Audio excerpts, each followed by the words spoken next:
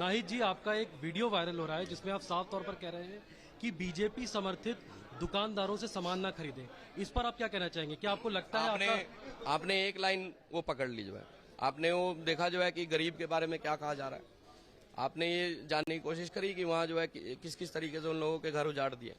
मैंने वो भी तो कहा है ना, उसमें मैंने ये भी कहा है कि फिर उनको फोर्स करके जो है उनको कहीं जहाँ पे उनकी मार्केट नहीं चल सकती, जहाँ उनसे कोई लेने नहीं आएगा, उनको फोर्स करके वहाँ पे जो है ठेली लगाने का वो दिया जा रहा है। पूरा मामला क्या है? पूरा मामला समझाएं। पूरा मामला ये है कि जो गरीब लोग हैं जो ठेली लगाते हैं, उसमें उन लोगों जो दुकान वाले हैं वो लोग उनको वहाँ खड़ा नहीं होने देना चाहते।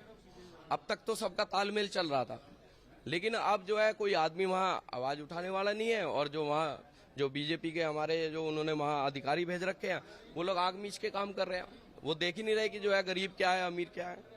तो उन लोगों को वहां से हटा दिया।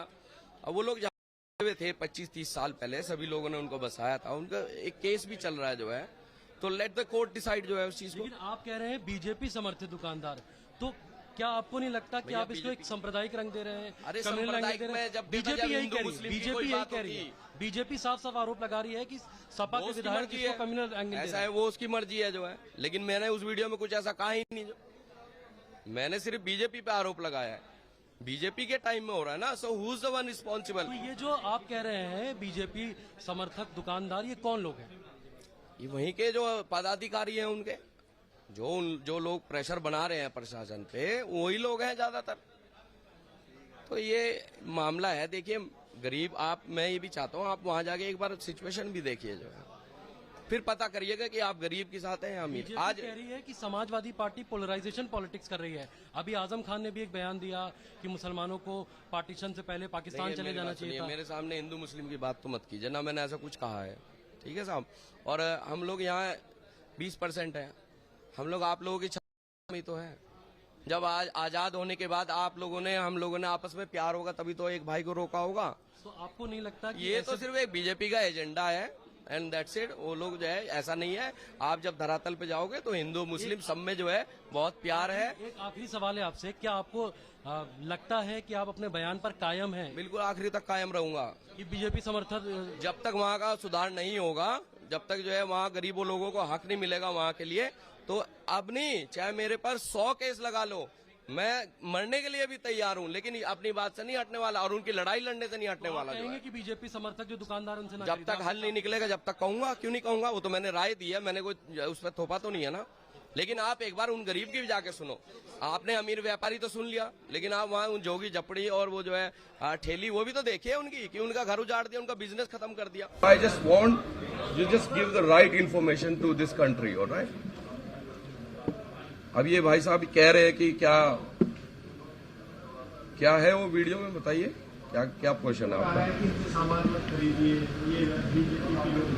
देखिए अच्छा ये होता कि आप लोग पहले वहां जाके उसकी तहकीकात करके आते। इस चीज को सिर्फ मैनिपुलेट किया हुआ है, और मेरी आप लोगों से भी यही इच्छा है, आप सभी से ये कहना चाहता हूँ, ये पूछना चाहता हूँ कि आप लोग गरीब के साथ हैं या अमीर व्यापारी के साथ हैं? नाहिद भाई एक बताइए, आपने जो धर्म का वहाँ पे वर्गीकरण क्या है कि जो खराज व्यापारी है वो क्या हिंदू समुदाय से आते हैं? मैंने बीजेपी बोला है भैया, मैंने बीजेपी के व्यापारी बोले हैं, उसमें हिंदू भी है और मुस्लिम भी है। शाहनवाज जो है और मुख्तार अब्बास नकवी बीजेपी से नहीं है। अमीर की बात कर रहे हैं ना, बीजेपी में क्या सारे अमीर ही हैं? क्योंकि ये अभी सरकार बीजेपी की चल रही है, और बीजेपी के ही वो लोग जो है कुछ नेता है जो इस तरीके का काम कर रहे हैं वहाँ, जो दुकानदार भी है। लेकिन और जो जनता है, जिसके आपके इस बयान की वजह से जो और जनता इसमें परेशान होगी। देखिए मैंने, सुनिए एक मिनट, मैंने कोई एक्शन नहीं लिया है, मैंने सजेशन लिया है उसका हल निकालने के लिए। मैंने जब हम लोगों की आवाज नहीं सुनी जाएगी, आप लोग यहाँ तो आगे मुझे घेर रहे हैं, लेकिन एक आदमी ने भी वहाँ जाके देखा कि सच्चाई क्या है। आपने वहाँ जाके देखा सच्चाई क्या है? समुदायों को भिड़ा देना क्या इसका इलाज है? किसने भिड़ा दिया? हिंदू और मुस्लिम नहीं किया, बीजेपी का है। आप वीडियो देखिए उससे ढंग से जो है। और वो अमीर व्यापारी और गरीब, मैं इसलिए बोला, अगर खालिद सब्जी वाला है तो वहाँ जो है शिवा जो है वो क्या नाम लेते हैं, चाट वाला भी है। ऐसा नहीं है कि जो है कोई हिंदू मुस्लिम का मामला है। लेकिन इसको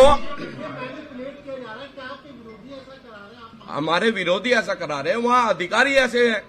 अब हमारे यहाँ एनकाउंटर हुआ, एनकाउंटर में जो है, जो लोग जिनके केस दर्ज है वहां पे उसी का सगा भाई वहां एसडीएम बना बैठा है।